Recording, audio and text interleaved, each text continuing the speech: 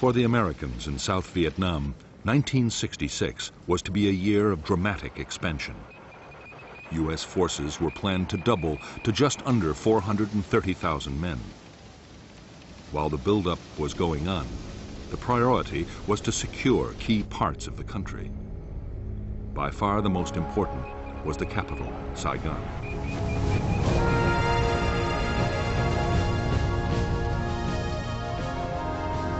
Saigon was a teeming city of 2 million people. It was the seat of the South Vietnamese government and the location of South Vietnamese and American military headquarters. Above all, Saigon was the symbol of the South's independence from the Communist North.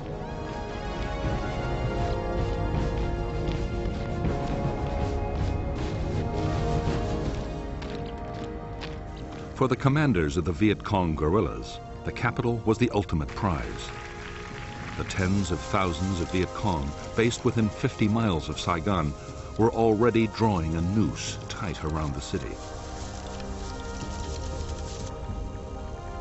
Powerful guerrilla units were pushing right up to Saigon's doorstep.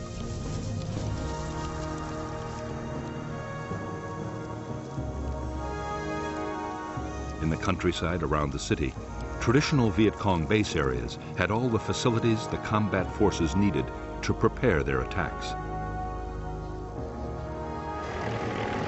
Since American infantry units had first arrived, they had been trying to disrupt the guerrillas' activities around the capital.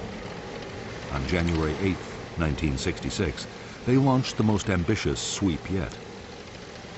Operation Crimp deployed 8,000 troops, making it the biggest American operation of the war so far.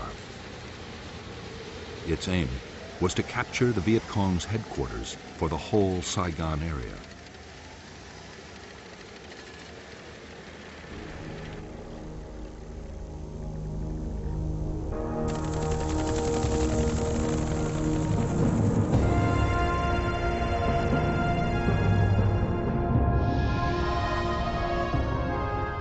The Viet Cong headquarters for Saigon was believed to be somewhere in the Cu Chi district, the communist stronghold barely 20 miles from the capital.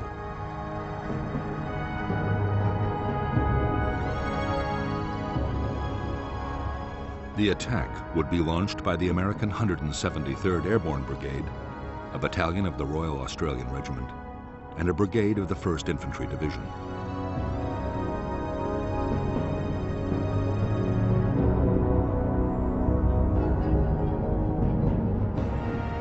North of Cu Chi town was the disused Phil Hall rubber plantation and the forested area the Americans called the Hobo Woods.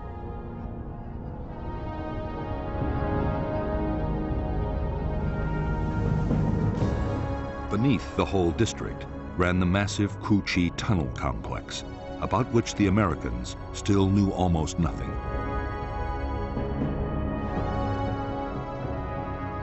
In the tunnels were the Viet Cong's Cu Chi military headquarters,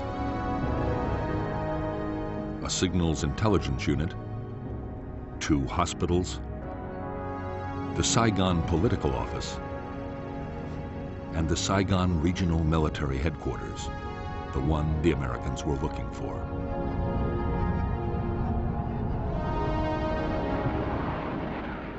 As with every American search and destroy sweep, Operation Crimp began with massive airstrikes and artillery bombardments.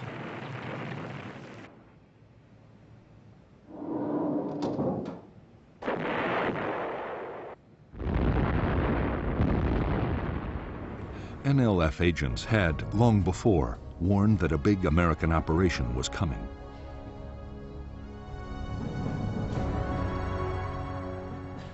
Guerrilla commanders had already moved several thousand troops out of the Cu Chi area. Only 1,000 local guerrillas were left behind, mostly inexperienced teenagers. But with the tunnels to fight from, they were confident they could inflict serious casualties on the Americans.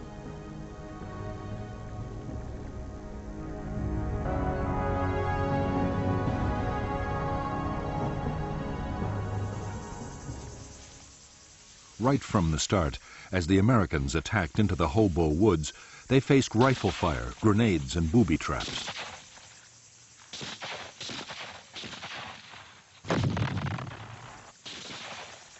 NLF snipers opened up from hidden firing positions and within seconds vanished back into their tunnels. The Americans hardly ever saw the enemy who was firing at them.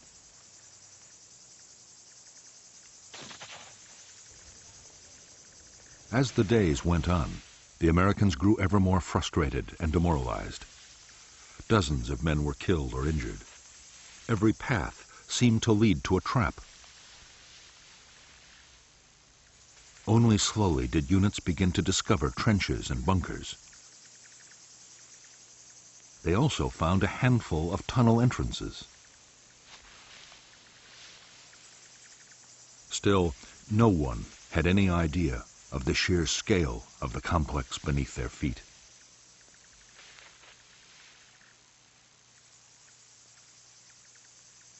Although the Cu Chi guerrillas had suffered casualties, they had achieved their main objective. The tunnel complex and headquarters had survived virtually intact, as had the whole Viet Cong organization in the area.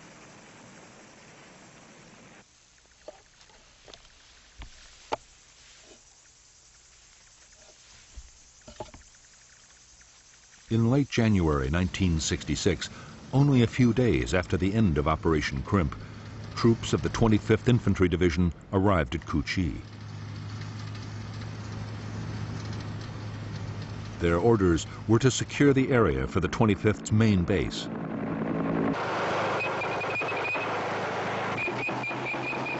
The Americans succeeded in pushing out a perimeter using every ounce of firepower they could muster.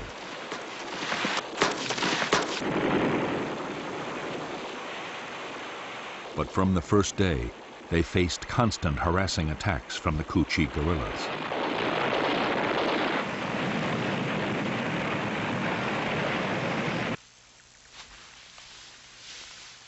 For months, the 25th Infantry Division was plagued by mysterious gun and grenade incidents inside its camp. Slowly, to the horror of the Americans, it was discovered they came from tunnels dug under the base itself.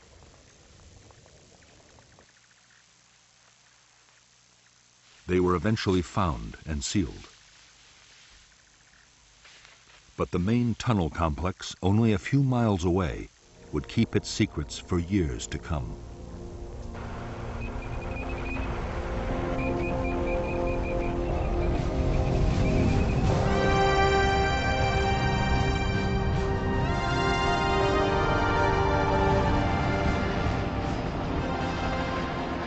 In February 1966, the American 1st Infantry Division mounted 4 big search and destroy operations just north of Saigon.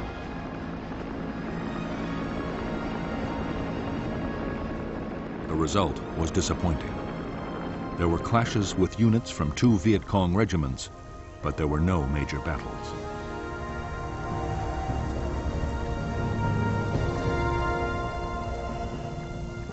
What the 1st's commanders wanted was a set-piece fight with the most powerful and dangerous enemy force in the region, the 9th Viet Cong Division. The 9th was made up of veteran regiments and was constantly on the move. The division was now poised to launch its spring offensive.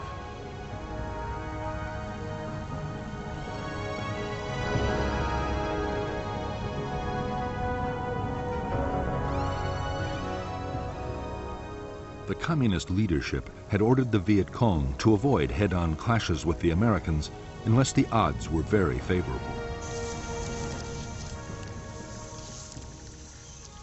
But NLF leaders still meant to fight aggressively. General Tan, the energetic commander of the NLF, strongly believed that the soldier was more important than his weapons. Tan was certain that what the troops of the 9th lacked in hardware, they would make up for in revolutionary zeal.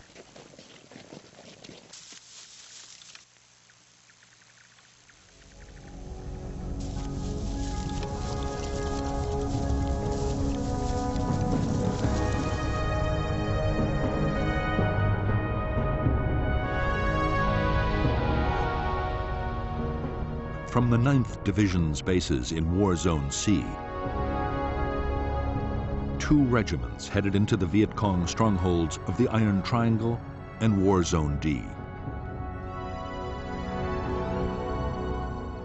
At the same time, the 2nd Brigade of the American 1st Division was pushing into War Zone C, and the 3rd Brigade was moving into the Iron Triangle. The first clash came on March 5, 1966, when the whole 272nd Regiment attacked a battalion of the 3rd Brigade at Lo Qui. Intense U.S. air and artillery strikes drove off the attackers. 2 days later, the American 1st Brigade, with a battalion of the 173rd Airborne, swept into War Zone D.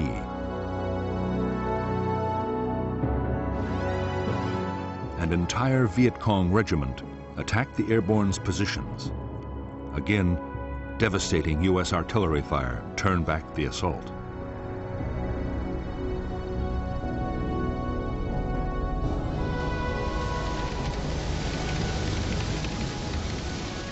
In the March battles in the Iron Triangle and War Zone D, skillfully directed American firepower had averted disaster.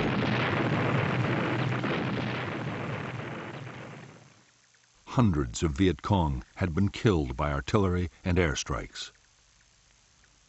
However, to the intense frustration of U.S. commanders, after the fights, the Viet Cong regiments had simply melted away.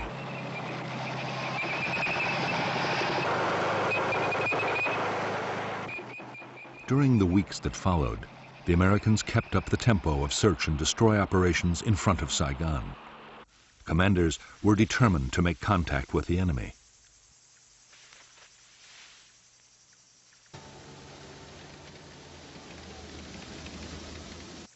In late April, they launched a major operation into War Zone C to try and find the Viet Cong 9th Division.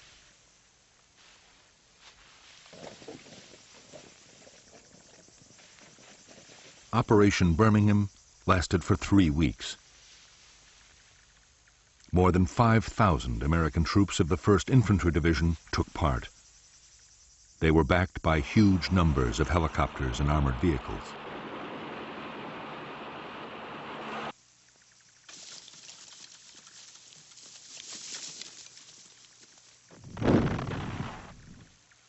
Although there were hundreds of vicious small-scale actions fought by platoons and squads on both sides, the big battles the Americans hoped for never did materialize. In 3 weeks, only 100 Viet Cong were killed.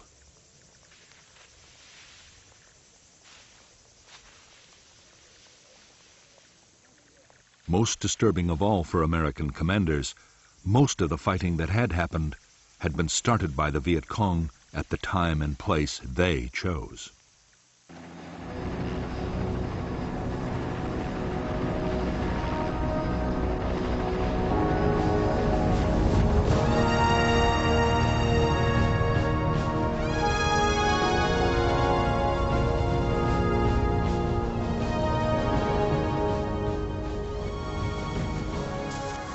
From the start, the Vietnamese had followed the 7 principles of guerrilla warfare laid down by the Chinese leader Mao Zedong.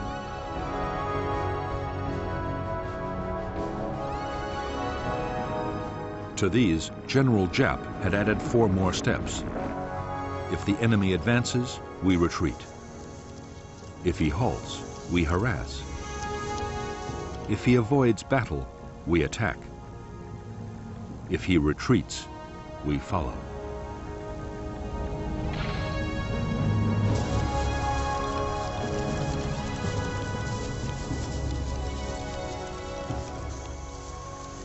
Almost every search and destroy operation the Americans had launched had been met with Giap's tactics. The places the Americans were most likely to land their helicopters were set up for ambushes. Trails were quickly booby-trapped and mined, and snipers left in place.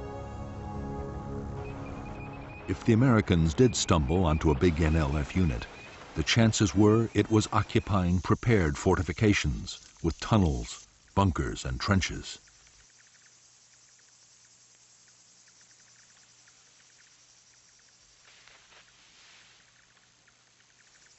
It was when the Americans set up a defensive perimeter for the night or created artillery fire bases, as they did during every operation, that the Viet Cong would attack in strength.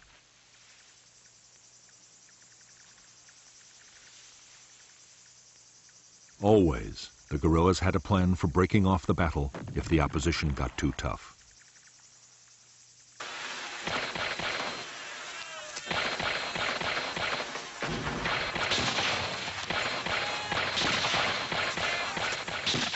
At first, American tactics had been totally unsuited to dealing with a skilled guerrilla enemy.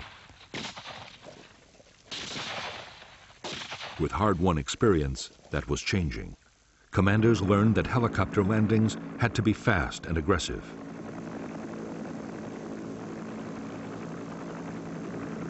Sergeants taught their men not to bunch up, but to stay spread out. Otherwise, a machine gun or a mortar round could kill several men at once.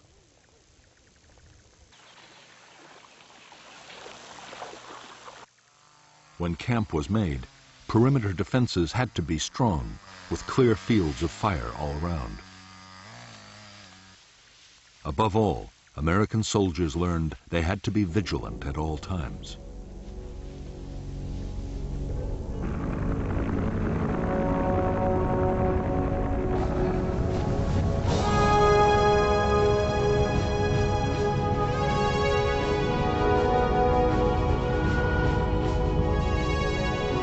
By mid-1966, the U.S. Commander General Westmoreland was getting more and more impatient.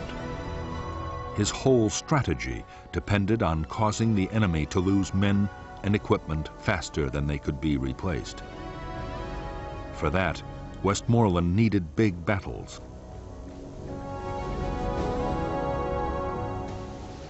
He ordered the 1st Division to make more substantial contact with the Viet Cong.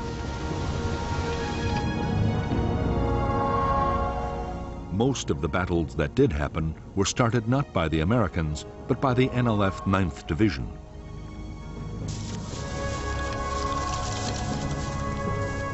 Route 13, linking Saigon to the Cambodian border, was the site for major ambushes. In some, the guerrillas struck with 1,000 troops at a time.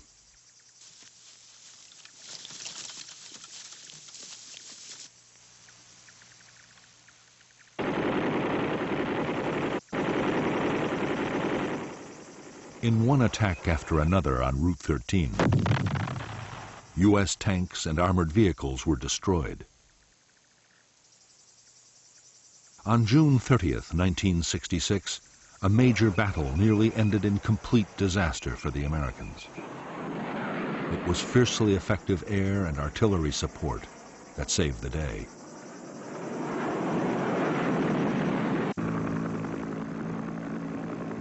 Soon after the battles, the whole NLF 9th Division moved back into its most impenetrable base areas.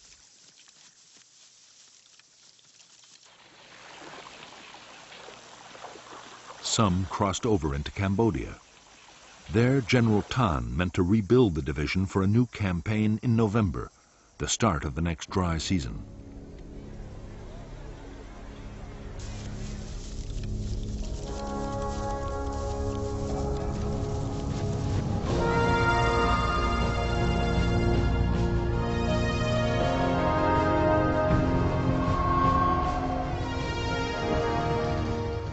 In the past year, the strength of the North Vietnamese Regular Army inside the South had risen to upwards of 60,000 men. Of these, 10,000 were concentrated in the remote Central Highlands.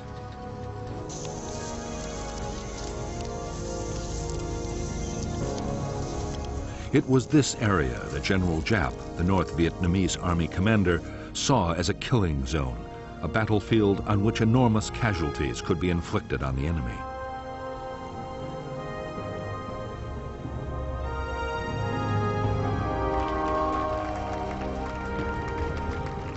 Giap believed that the forests and mountains of the Central Highlands were especially well suited to big military operations.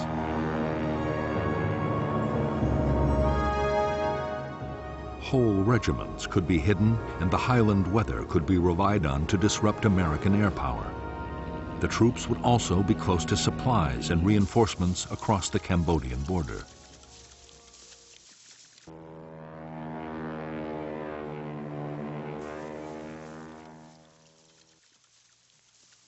As fighting units, the NVA were tough, well-disciplined, and well-trained. For months, they had been constantly on the offensive. Their main target was the South Vietnamese Army, but isolated American Special Forces camps were also hit.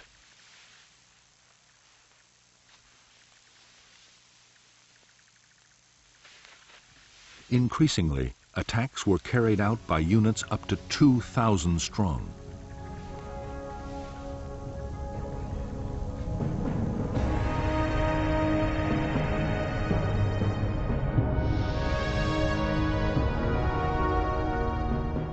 The North Vietnamese Army units in the Central Highlands of Vietnam were part of a strategy meant to keep the Americans off balance.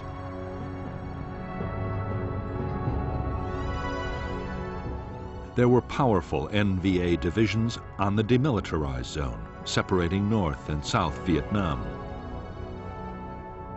And there were the NLF regiments opposite Saigon. Communist forces could present the Americans with a challenge in any of the three areas and force them to react.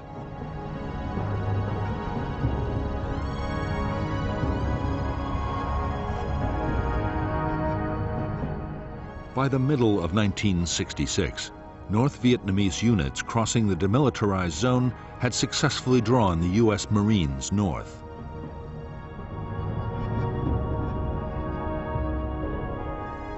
In the highlands, the NVA 24th Regiment had engaged elements of the 101st Airborne Division. The 1st NVA Division had pulled a U.S. infantry brigade and the 1st Air Cavalry towards the Cambodian border.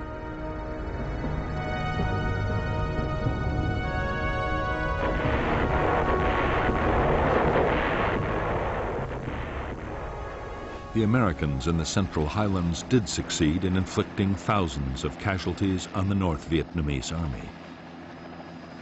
But in some of the most arduous fighting country in Vietnam, the Americans found it impossible to trap large enemy units.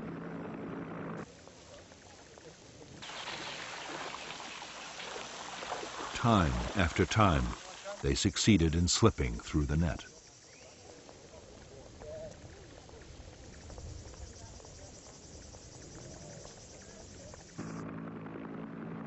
Although the American military were killing 5 North Vietnamese soldiers for every one of their own losses, Northern commanders were still confident. General Giap was sure that his forces could stay on the offensive and take heavy casualties as long as there were no dramatic defeats. The manpower potential of North Vietnam had barely been tapped.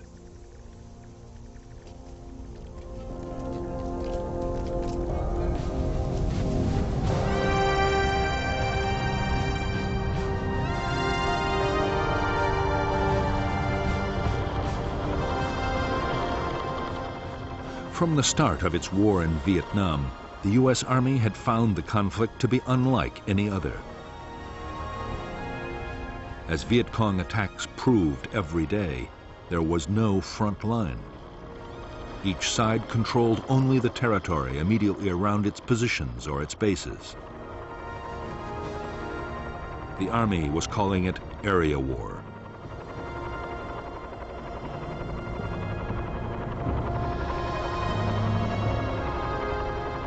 Area war meant that the roads linking U.S. bases to other units and to their supply depots were never completely secure.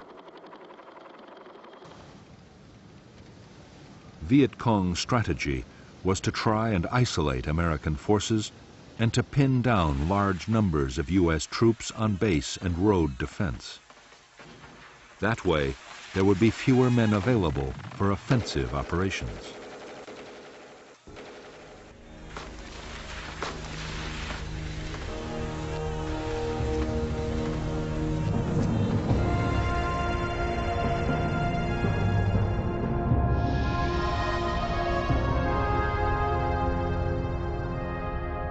The supply lifelines for the 25th and the 1st U.S. Infantry Divisions were the roads linking their major bases to Saigon, Bien Hoa Air Base, and Long Binh, the biggest supply depot in Vietnam.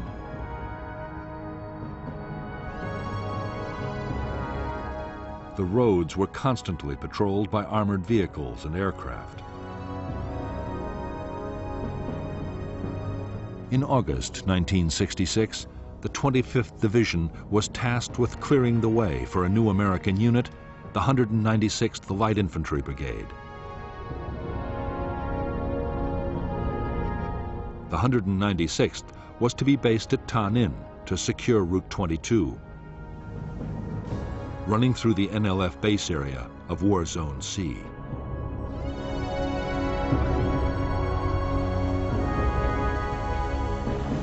By October 1966, the NLF 9th Division had almost recovered from the battles of the previous July.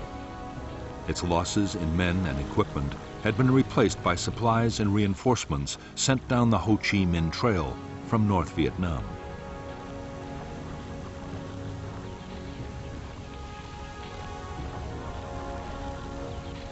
With the dry season coming, the 9th was busy in War Zone C, preparing for its next offensive.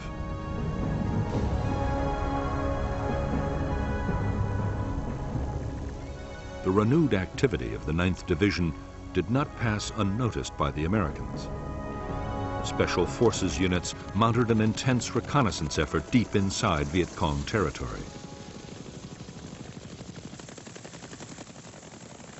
The reports they brought back seemed to show that the 9th's next target might be the Special Forces' own base camp, northeast of Tay Ninh City.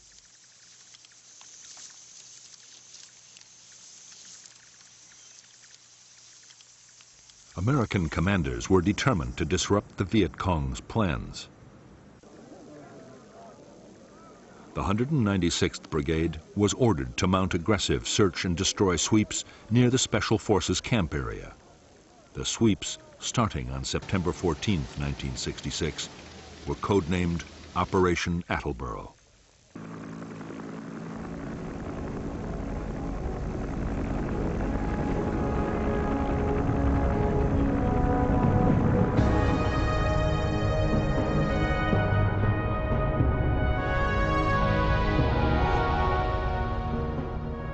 Operation Attleboro was launched by the 196th Light Infantry Brigade together with 22,000 South Vietnamese soldiers and GIs from the 1st, 4th, and 25th Infantry Divisions. Almost at once, huge supply caches belonging to the NLF 9th Division were found by the Americans south of the Michelin rubber plantation. It was believed the NLF were somewhere between the plantation and the American Special Forces base at Suy Da.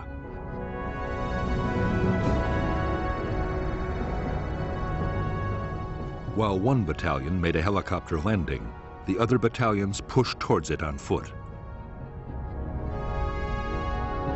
When the landing zone was ambushed, both sides sent thousands of reinforcements rushing to the area.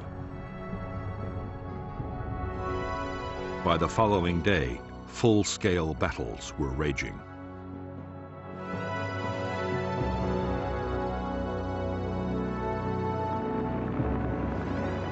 In the first days of Operation Attleboro, almost every fresh American unit sent in was ambushed.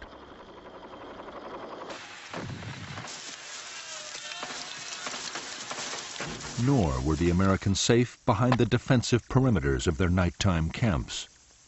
NLF units struck with thousands of men at a time and came close to wiping out whole American formations.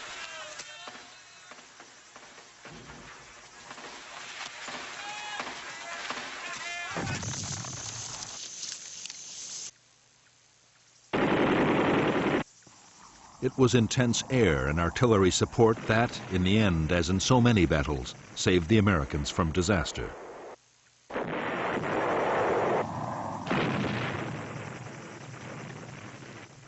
Even then, many of the NLF battalions were attacking out of bunkers, trench lines, and tunnels, and were sometimes able to withstand the most punishing bombardments.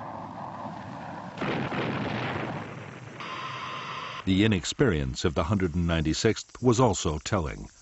Tactical coordination between the brigade's units was poor.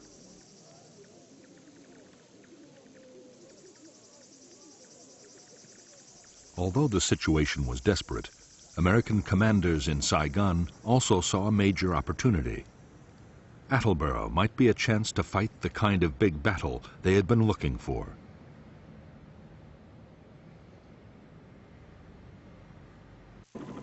The 1st Infantry Division raced 2 brigades to the area, and unit after unit was piled on.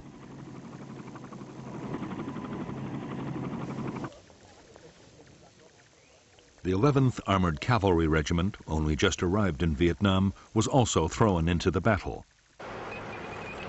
Within days, there were 22,000 American troops in the Attleboro area.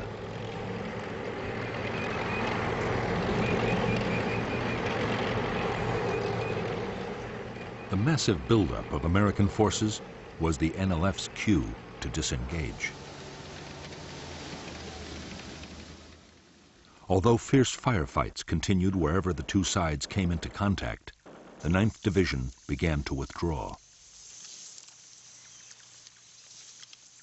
Its big units broke down into smaller groups and slipped away towards Cambodia, where the Americans were forbidden to follow.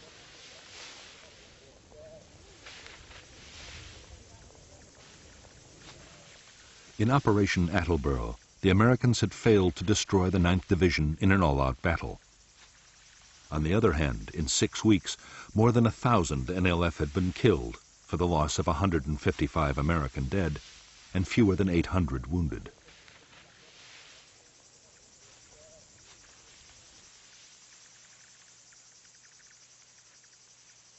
U.S. troops had captured a massive amount of enemy stores and documents, and Viet Cong plans for the coming months had been badly disrupted.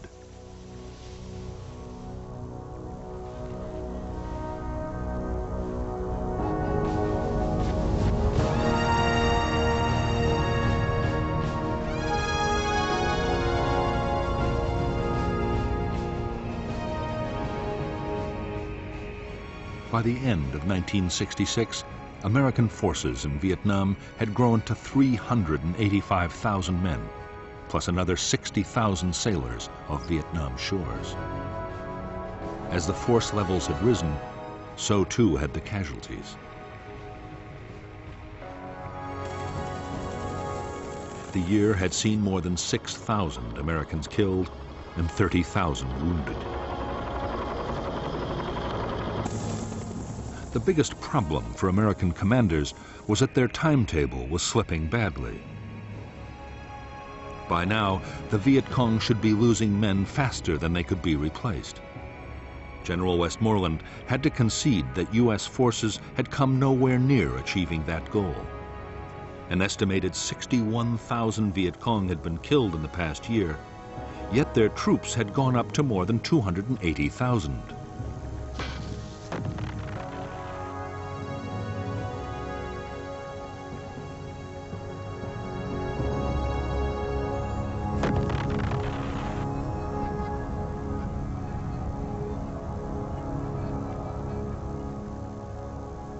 Part of the problem was that the American bombing campaign against North Vietnam and its supply routes to the south was still failing. More men and materials were reaching the guerrillas than ever before. The Viet Cong had also stepped up their recruiting.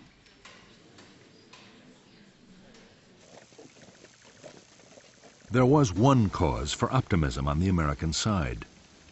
Operation Attleboro had seemed to show the Viet Cong would fight if their base areas were threatened.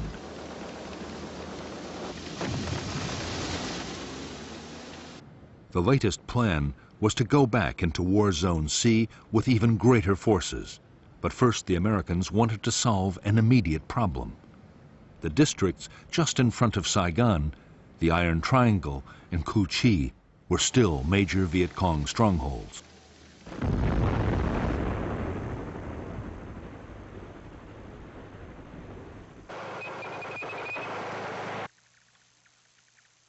The American plan was to attack into the Iron Triangle with more than 2 divisions. The guerrillas would be trapped in their own base areas and annihilated. At the same time, another attempt would be made to capture the Viet Cong Saigon military headquarters. The whole area would then be systematically destroyed.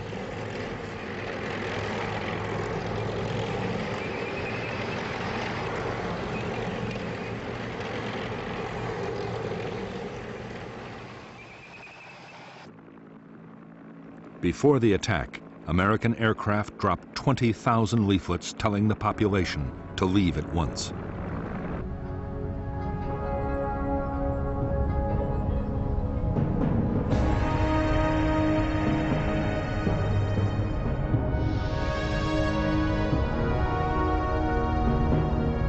The Iron Triangle was an area of 60 square miles lying between the Saigon River and Route 13, with the village of Ben Suc on its western side.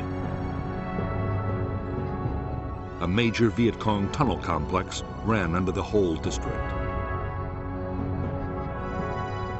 The 272nd Regiment of the NLF was operating there, along with 2 battalions of NLF Main Force, 2 independent NLF battalions, and the Phu Loi Battalion. But on the eve of the American offensive, most troops were withdrawn. Only local NLF companies were left to defend important installations. The American plan for Operation Cedar Falls was that the 25th Infantry Division and other units would occupy blocking positions on the western side of the Saigon River, forming an anvil. The 1st Division and the 173rd Airborne Brigade would assault from the north and the east, with a battalion landing at the village of Ben Suc. Meanwhile, the 11th Armored Cavalry Regiment would act as the hammer, smashing through the center of the triangle.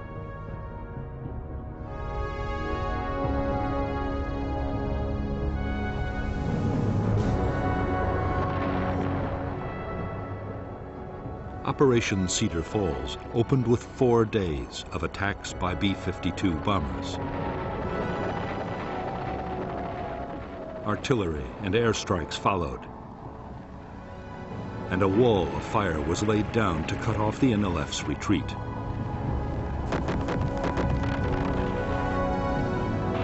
On January 8, 1967, 16,000 U.S. and 14,000 South Vietnamese Army troops moved out of their bases in fleets of helicopters, armored personnel carriers, trucks, and boats.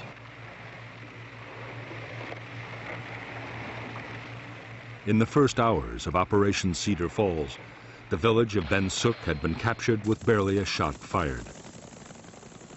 The local company of 100 NLF fighters had been taken completely by surprise.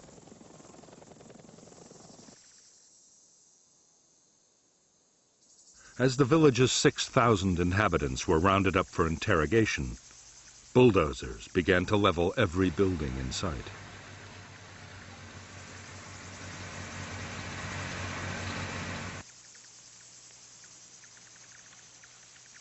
The American operation to smash the Iron Triangle lasted 19 days. With only local Viet Cong left to defend the area, and most of those hidden in tunnels, there was almost no heavy fighting. American losses were 72 killed and 337 wounded, mostly to snipers and booby traps.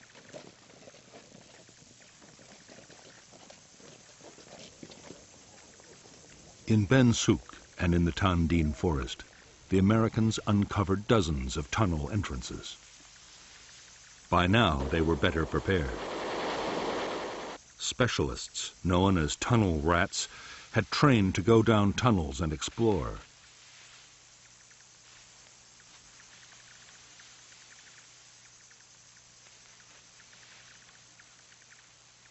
In the cramped spaces underground, they faced gunfire, booby traps, and mines. The problem was, there were only a handful of tunnel rats, and the complexes were enormous. Whenever tunnels were found, the Americans made determined efforts to destroy them. Demolition charges, explosive gas, and flooding were all tried. Riot control agents were pumped in to try and force the Viet Cong to come out.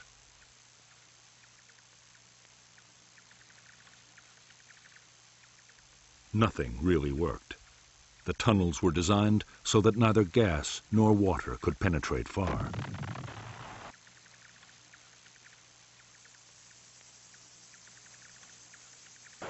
The Americans had discovered only a small number of the Viet Cong installations hidden in the Iron Triangle. But those they did find yielded astonishing quantities of material. There was enough rice to feed 13,000 guerrillas for a year, along with over 7,000 uniforms, a huge underground hospital, and over a ton of medicine. 500,000 documents were discovered, including detailed maps of air bases and the private addresses of Americans in Saigon.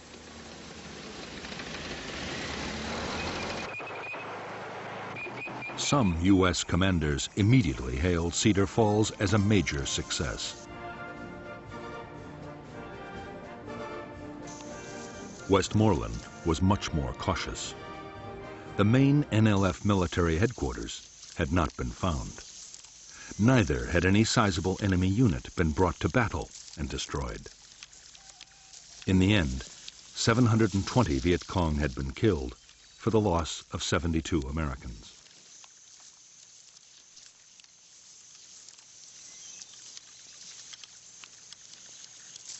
One aim of Operation Cedar Falls was achieved. The Iron Triangle was completely and utterly destroyed. After its inhabitants were moved out to refugee camps, the district was turned into an uninhabitable wasteland. Huge Rome plows cut 20-foot-wide avenues crisscrossing the forest to make any movement instantly visible from the air. These massive machines could plow the tallest trees into the ground. 60 square miles of forest near Saigon were plowed under in the Iron Triangle. Afterwards, Operation Ranch Hand aircraft sprayed lethal defoliants to destroy the jungle cover and make it impossible to grow crops.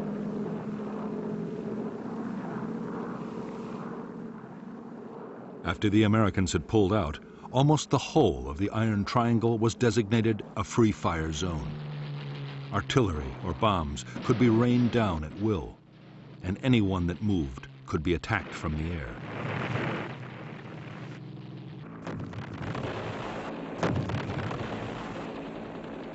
Yet to the astonishment of the Americans, within weeks of Operation Cedar Falls, the Viet Cong were active again in the Iron Triangle.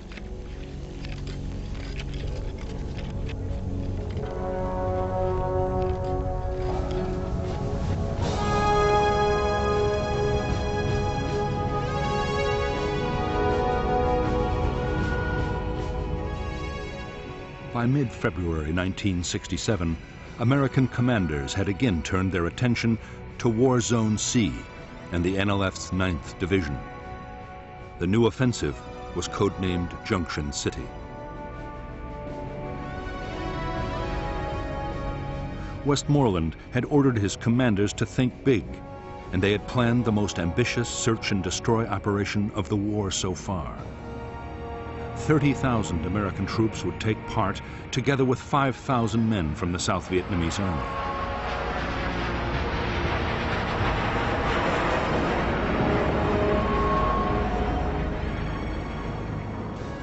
The main targets of Operation Junction City were the Viet Cong's biggest base areas and their main military headquarters for South Vietnam.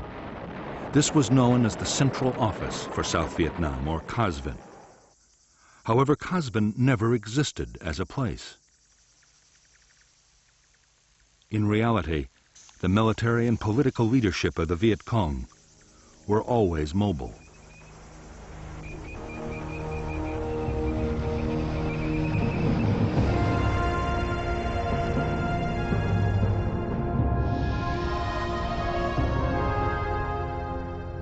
The Viet Cong base areas of War Zone C held the 9th Division's 3 regiments, a regiment of the NLF's new 5th Division, and 2 North Vietnamese Army regiments.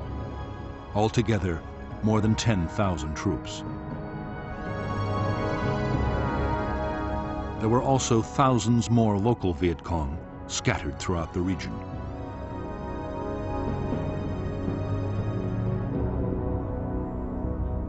Operation Junction City called for 2 American brigades to block the Viet Cong's escape to the west over the Cambodian border.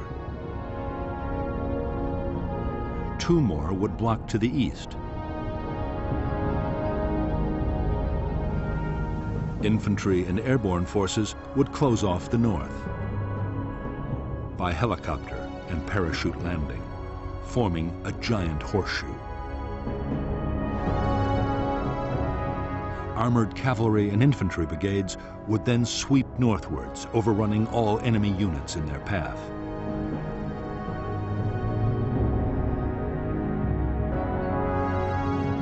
In the second phase of Junction City, a series of special forces camps would be built, along with a bridge over the Saigon River, and operations would shift to the east.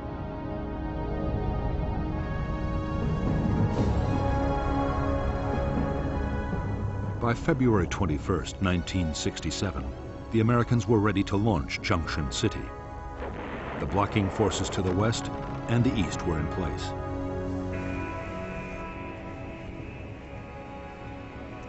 All that remained was to insert the northern force.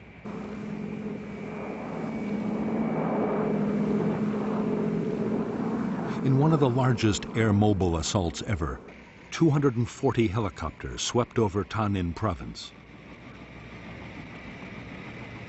Fighter bombers and helicopter gunships hammered the landing zones.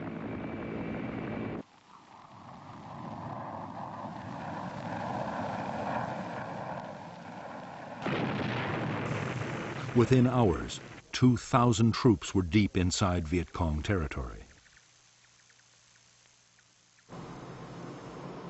At the same time, in the first parachute drop of the Vietnam War, nearly 800 men of the 173rd Airborne completed the American Horseshoe.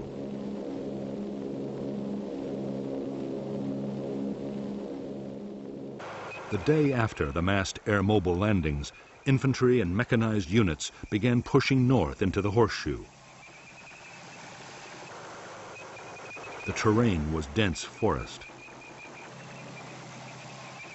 The whole area was riddled with Viet Cong fortifications, tunnels, and bunkers.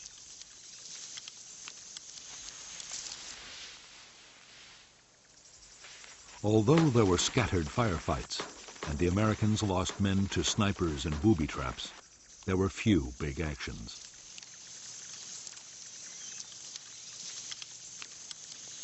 Often, guerrilla installations were found abandoned.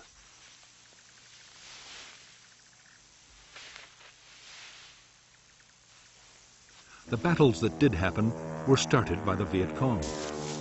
Powerful units twice attacked elements of the 1st Infantry Division at Prek Lok.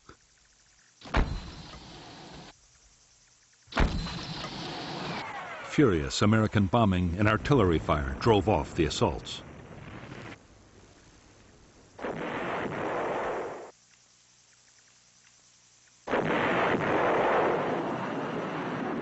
Because the Viet Cong had begun the battles, they were also able to break off the fight whenever they chose. Nor were the American blocking forces able to trap them and make them fight. The dense vegetation meant the guerrilla battalions could break down into platoons and filter through American lines. By now, the Viet Cong military leadership the Americans were searching for had also slipped away across the border into neutral Cambodia.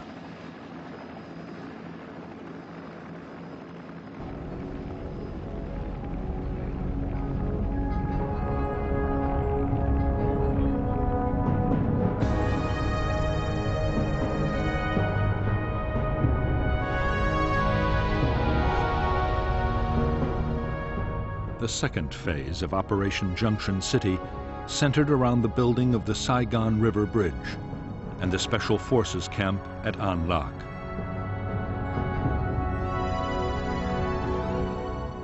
Convoys of trucks shuttled up and down Route 13 with building materials. For defense, artillery fire bases, including Fire Support Base 20, were scattered along the road.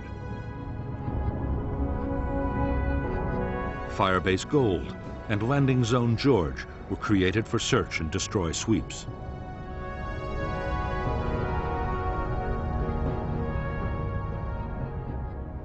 Starting on the night of March 18, 1967, each of the 3 regiments of the NLF 9th Division attacked in full strength, 1,000 men at a time.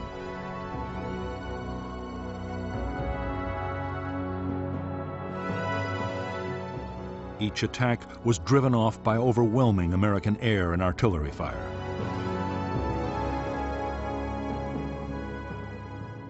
Viet Cong losses were heavy, but the regiments escaped complete destruction.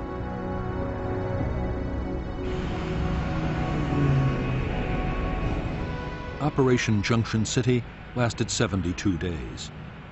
By its end in May 1967, this operation, coupled with the Cedar Falls offensive, had cost 282 American lives and 1,500 wounded. Nearly 3,000 Viet Cong had been killed. Guerrilla bases had also been overrun and installations destroyed. American troops had captured large quantities of stores, equipment, and weapons.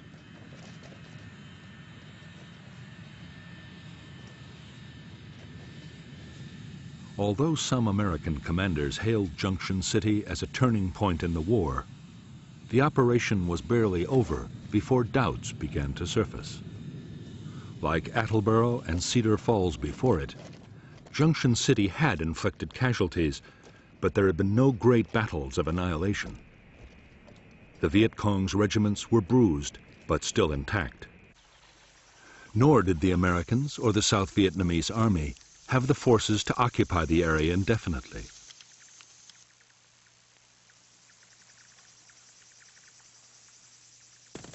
As soon as they had gone, the Viet Cong regiments returned to rebuild their base areas and reclaim War Zone C.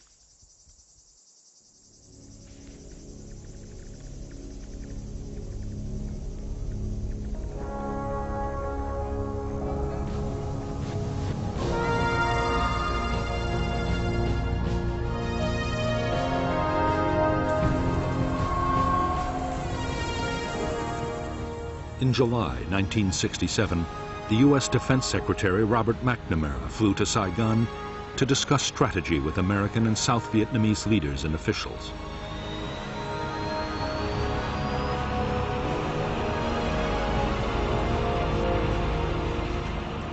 By now, the Viet Cong's big units were supposed to be smashed. Instead, Viet Cong numbers were still growing, and there was no sign the enemy was about to give up the fight.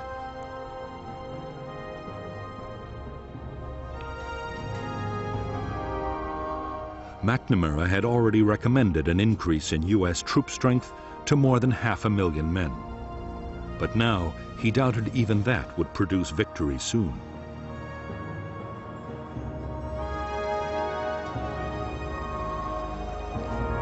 Back in Washington, McNamara advised President Johnson to plan for a long war in Vietnam.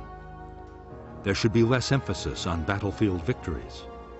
More attention should be paid to long-term measures, like helping the South Vietnamese government win control of the villages.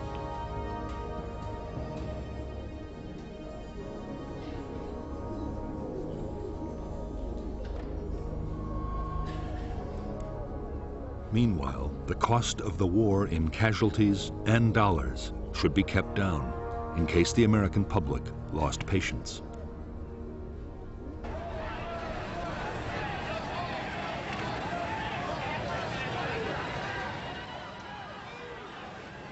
In the summer of 1967, just as the Americans resigned themselves to a long war, the Vietnamese communists changed their strategy.